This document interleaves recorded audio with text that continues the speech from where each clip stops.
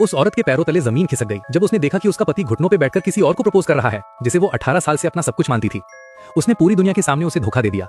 दोस्त मजे ले रहे थे और पूछ रहे थे, क्या तुम वाकई अपनी पत्नी को तलाक दोगे? तब पति ने जो कहा उसने औरत का दिल चीर दिया।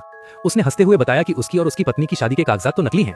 लड़की को अब समझ आया कि जिसे वो अपना हमसफर समझती थी, उसने उसे सिर्फ एक हथियार की तरह इस्तेमाल किया। एक तरफ उसने उसे लड़ना सिखाया ताकि वो उसके गंदे काम कर सके, और दूसरी तरफ उसने उसे अपने खानदान की बहू बनने के लायक ही नहीं समझा। सच्चाई जानते ही औरत ने उस रद्दी के टुकड़े जैसे मैरिज सर्टिफिकेट को कचरे में फेंक दिया। उसने अपने सबसे बड़े दुश्मन से हाथ मिला लिया और 7 दिन बाद अपने ही विला को उड़ाने का खतरनाक प्लान बना लिया। वो अपनी मौत का झूठा नाटक करके हमेशा के लिए गायब होना चाहती थी। उसी रात वो अपने पति के साथ एक बिजनेस पार्टी में गई। वहां उसकी सौतन पहले से मौजूद थी, जिसने सबके सामने उसे एक मामूली बॉडीगार्ड बताकर जलील किया। सौतन के उकसाने पर वहां मौजूद लोगों ने उसे कुत्ते की तरह समझा और उसे जबरदस्ती शराब पिलाने लगे।